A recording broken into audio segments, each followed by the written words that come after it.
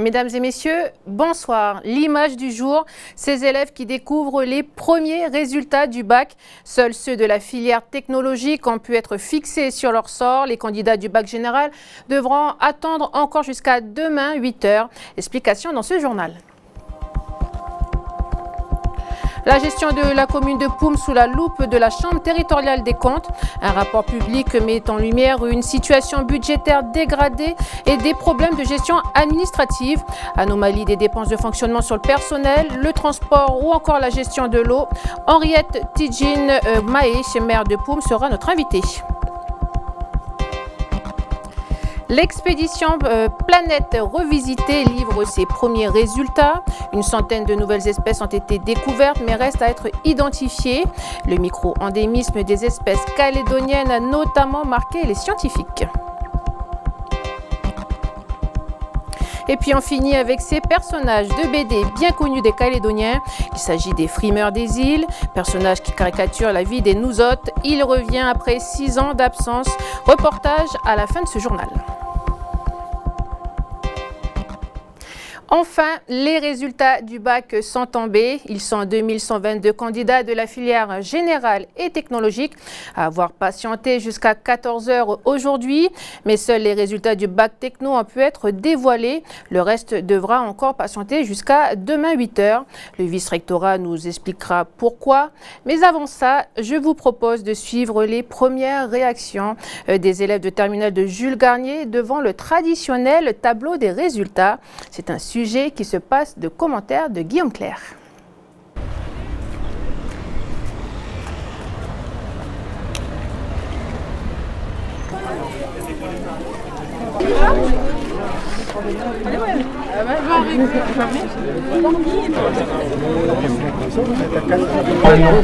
Ah ouais, mais comment ils vont alors?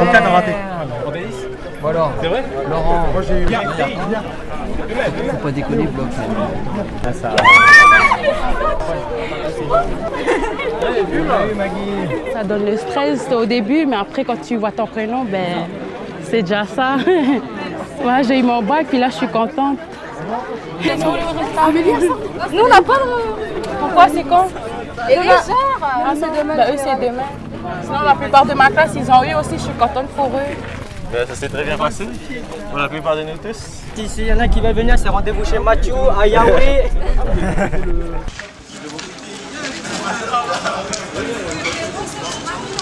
Donc, je vous le disais, les résultats du bac général devaient également tomber aujourd'hui, mais les concernés devront prendre leur mal en patience jusqu'à demain. Écoutez les explications de Julien Leray, chef de la division examen et concours du vice-rectorat, des propos recueillis par Guillaume Clerc. Pour le baccalauréat général, l'Académie de Nice qui n'a pas terminé les délibérations. J'étais en direct avec eux, il était 23 h chez eux, ils n'avaient pas terminé certains jurys de délibération. Donc il est hors de question d'afficher des résultats partiels. Donc on va les laisser terminer les dernières délibérations et nous afficherons tous les résultats dès demain matin à 8 h dans tous les établissements de Nouvelle-Calédonie. La commune de Poum dans le viseur de la Chambre territoriale des comptes. La Chambre a rendu un rapport sur la situation budgétaire dégradée de la commune et des problèmes de gestion administrative. Henriette Maé, bonsoir. Vous êtes la maire de Poum. Bonsoir, oui.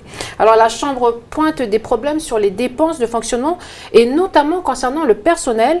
Le ratio du nombre d'agents communaux par habitant est parmi les plus élevés du pays avec un agent pour 49 habitants. Comment l'expliquez-vous ?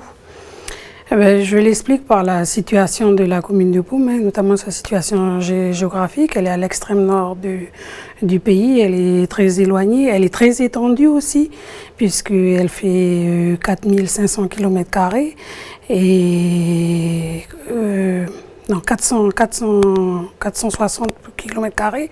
Et puis elle a la particularité, et je crois que c'est une des seules communes, je vais dire, France et de Navarre et puis du pays à avoir des îlots habités. Donc il faut s'occuper de ces populations qui sont également sur ces îlots. Et il y a les gens qui vivent dans les tribus, donc là l'habitation est concentrée, mais il y a également les gens qui vivent sur leurs terres coutumières, leurs terres réattribuées, mais également ceux qui vivent sur leur propriété. Donc il faut satisfaire aux besoins de chacun le mieux que l'on peut, hein, dans la possibilité de nos moyens. D'accord, pour vous, il n'y a pas trop d'argent? Non, pour nous, à Poum, il n'y a pas trop d'argent parce qu'il faut s'occuper aussi bien de la population sur les îles que sur la Grande Terre. D'accord. Autre point relevé par la Chambre des comptes, les transports. Alors en 2014, dans la colonne recettes, il y avait 900 000 francs et dans la colonne dépenses, 26 millions. Comment expliquez-vous ce déficit colossal? Eh bien, c'est tout ce qu'on veut mettre en œuvre dans le cadre de la construction du pays, hein, de faire participer la population aux frais des services publics qu'on emmène, en sachant que la population de notre commune est la population rurale qui n'est pas riche. Donc, on a mis en place une grille de tarification, mais qui correspond aux revenus de nos populations. On ne pouvait pas faire payer, mettre en place des tarifs pour équilibrer nos comptes. Et les 26 millions sont en fin de compte le transport scolaire de la commune. Donc les parents payent une participation, mais le service, il est assuré en grande partie et pris en charge en grande partie par la commune pour nos enfants. Parce que ce sont nos enfants et on met les moyens en œuvre pour qu'ils puissent réussir dans leur scolarité. D'accord, mais c'est quoi la solution à long terme? Ça serait augmenter la tarification des prestations que l'on sert, mais c'est quelque chose que l'on ne peut pas imaginer parce que sur Poum, il y a une petite quantité de personnes qui sont salariées. Le reste vivent de la pêche et de l'agriculture. Donc on a adapté notre tarification à nos populations et c'est un choix politique de donner les moyens aux parents de pouvoir scolariser leurs enfants et de les accompagner. D'accord. Et puis dernier point que nous aimerions évoquer avec vous, c'est l'eau. Alors voilà. Est-ce que vous savez d'où vient l'eau qui est dans cette bouteille? Sûrement du côté de Tiabet ou de l'île de Yidéban. D'accord, exactement. C'est l'eau récupérée au robinet de la tribu de Tiabet. Donc, état des lieux en 2014, 70% des foyers ont accès à l'eau, mais pas nécessairement potable. Alors, je vous propose de regarder ce reportage de Natacha Ogui. Il a été réalisé ce matin à la tribu de Tiabet à Poum et au relais de Point-Gamme. Vous verrez comment ils se débrouillent sans eau potable. Ben voilà, chaque matin, pour préparer le café.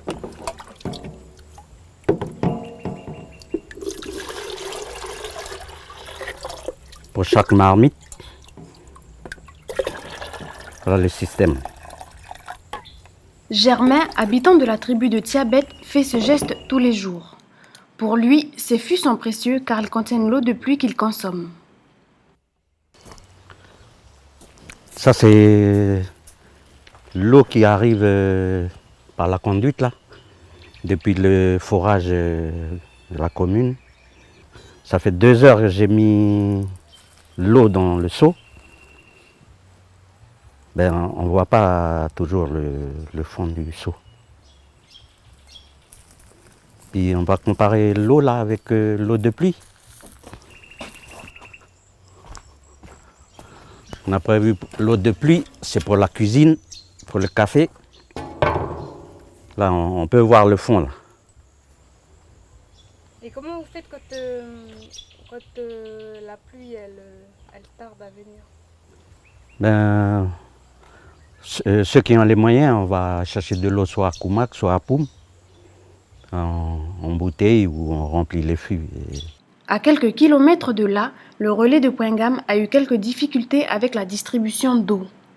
Le système d'eau est quand même compliqué quand on est au bout de la Calédonie, quand on est à Poum, puisque le réseau municipal, sur le mois d'octobre, sur les 744 heures du mois d'octobre, on a eu 11 heures où l'eau a coulé. Quand il n'y a pas d'eau au robinet, Jean utilise le système qu'il a mis en place, cette retenue d'eau de pluie.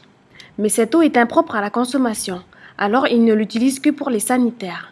Pour sa cuisine, il compte sur la ressource qui vient de loin. On a 3000 litres à peu près d'eau bien claire, bien nette, qui vient de Poum, de l'autre source qui vient de la mine de Poum, qui est prise au-dessus de la mine. Depuis 2015, les habitants de Poum payent un abonnement forfaitaire annuel de 12 000 francs. Alors Henriette Mahé, quand est-ce que tous les administrés de Poum auront de l'eau potable? C'est une des ambitions de toutes les équipes, j'ai envie de dire, qui se sont succédées à l'exécutif de la mairie, de pouvoir amener de l'eau dans les normes de potabilité à la population. Il faut savoir que sur Poum, toutes nos ressources en eau ne sont pas de bonne qualité, que cette eau-là, c'est la ressource du lieu-dit Namash qui alimente le grand nord de la commune, ça veut dire la tribu de Tiabet et l'île de Yédiban, et que c'est une eau très riche en fer qui n'est pas impropre à la consommation, mais qui est très riche en fer, et que jusqu'à présent la commune, malgré tous les procédés qu'elle a pu mettre en œuvre pour la rendre plus claire, n'a pas réussi à la rendre plus claire que ça. Il n'y a pas encore de procédé adapté à cette eau-là. Par contre, depuis 1992, les gens de la tribu Tiabet ont de l'eau au robinet qu'ils utilisent pour d'autres utilisations, peut-être qu'ils ne la boivent pas, mais qui leur permettent de vivre au quotidien pour les utilisations du foyer autres que la consommation. Donc ils ont cette eau-là. Avant, ils n'avaient rien du tout. Il y a eu différentes choses qui ont été mises en place, notamment ce qu'on appelle un impluvium, qui est une retenue collinaire qui n'a pas marché pour les alimenter en eau. Donc ça, c'est une des dernières solutions qui a été mise en place en 1992. Maintenant, l'ambition de la commune, c'est d'améliorer cette qualité de l'eau en renforçant cette ressource par une ressource qui vient du pied du massif, au lieu du Malatch, sur lesquels il y a des forages, mais qui appartiennent à la société minière de la SLN. Et on est en négociation depuis le dernier mandat pour qu'ils nous cèdent un des forages qui débite à plus de 20 mètres cubes heure et qui nous permettrait d'améliorer la qualité de l'eau sur le secteur de Tiabet et aussi de renforcer le secteur de Malabou qui actuellement est desservi par 3 forages mais qui arrive en fin de vie parce qu'à l'époque où il y a eu cet équipement, il n'y avait que 15 foyers sur Malabou. Maintenant, on est arrivé à 60 foyers et la ressource ne suffit plus pour satisfaire les besoins de la population. D'accord, parfait. Merci Henriette Mahé d'avoir répondu à notre invitation. Le Sénat coutumier en colère. Selon lui, je cite, l'État, le gouvernement et le Congrès refusent de considérer les institutions coutumières comme de vrais partenaires dans le processus de décolonisation. Écoutez les explications de Gilbert Théin du Bureau spécial de négociation. Nous, on est consultés à chaque fois en bout de chaîne quand rien ne va plus. Prenons l'exemple de Saint-Louis, prenons des autres exemples, mais on ne nous consulte jamais avant pour que les plans d'urgence ou tout simplement des plans de restructuration nous associent à la mise en place. Nous, on continue à rester dans la négociation. Si demain, nous sommes, la Commission des affaires coutumières du Congrès, la coprésidence nous reçoit, nous serons, on va honorer par notre présence pour travailler avec eux. Mais il est important de le dire que si nous sentons la négociation se durcir, on a des autres idées pour passer à des étapes, à l'étape supérieure. Voilà des propos recueillis par Guillaume Clerc. Une centaine d'espèces nouvelles découvertes, ce sont les premiers résultats de l'expédition Planète Revisitée menée par le Muséum national d'histoire naturelle. L'objectif est de mieux connaître l'extraordinaire biodiversité du pays. Une expédition de 120 millions financée à 80% par les collectivités locales. Elle s'achèvera courant 2018. Duke Menango. Après le volet biologie marine à l'île des Pins en mois d'août de cette année, l'expédition Planète Revisitée a concentré ses recherches sur la côte oubliée au sud du pays, mais aussi Yingen et Comac. Loin d'avoir achevé son travail, l'équipe a déjà pu, devant les principaux financeurs, restituer une partie de ses travaux. Des centaines d'espèces animales et végétales récoltées dans nos forêts et rivières, mais aussi dans des lieux jusque-là négligés par les recherches scientifiques. Il y a eu l'exploration du compartiment eau souterraine, qui se révèle être un compartiment qui était entièrement inconnu, entièrement négligé, et je pense que toutes les espèces des eaux souterraines de Nouvelle-Calédonie vont être des espèces nouvelles pour la science. Le chef d'expédition a été particulièrement frappé par le taux de micro-endémisme, marqué par exemple par la découverte de nouveaux coquillages d'eau douce aux portes de Nouméa. L'une dans la Yahweh et 2 dans les criques de Robinson, elles sont nulle part ailleurs en Nouvelle-Calédonie.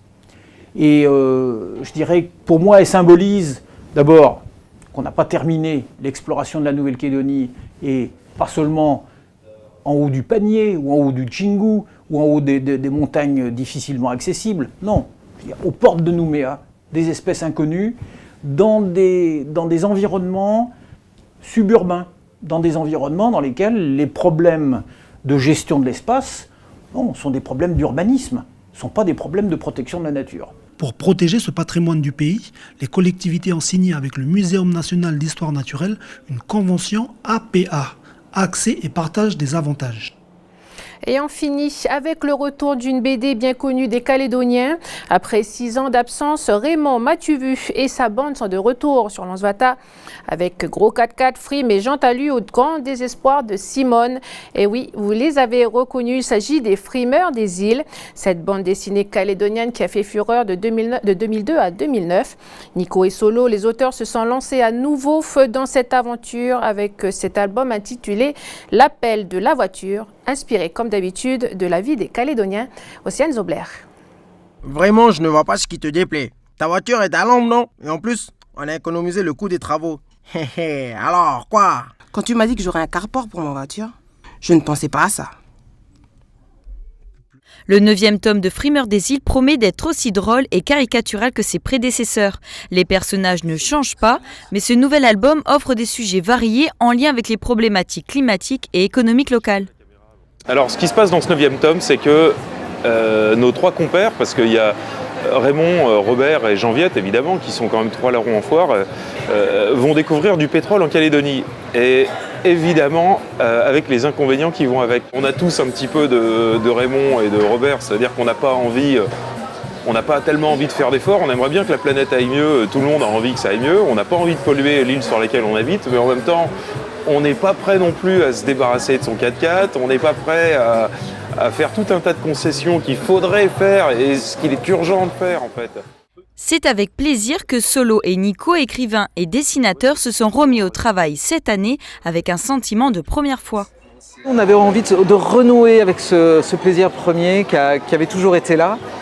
Et c'est ce qu'on a fait et c'était délicieux. On a pris notre temps aussi et ça nous a permis aussi d'y mettre toutes les choses nouvelles qu'on avait apprises. Les lecteurs les plus téméraires pourront même se fabriquer la voiture de Raymond Mathuvu.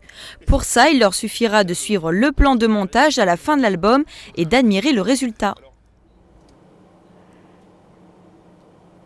Voilà, c'est la fin de ce journal, de ce dernier journal présenté. L'info continue bien entendu sur NCTV, mais tout en images. Ensuite, retrouvez votre case de la politique présentée par Jenny Brifa. Elle reçoit ce soir Daniel Goa, président de l'UC. Voilà, merci à vous de nous avoir suivis tout au long de cette année et continuez à le faire. Merci à la régie technique, à la direction, à la rédaction d'NCTV. Et je vous souhaite d'avance d'excellentes fêtes de fin d'année. Et on se dit à l'année prochaine.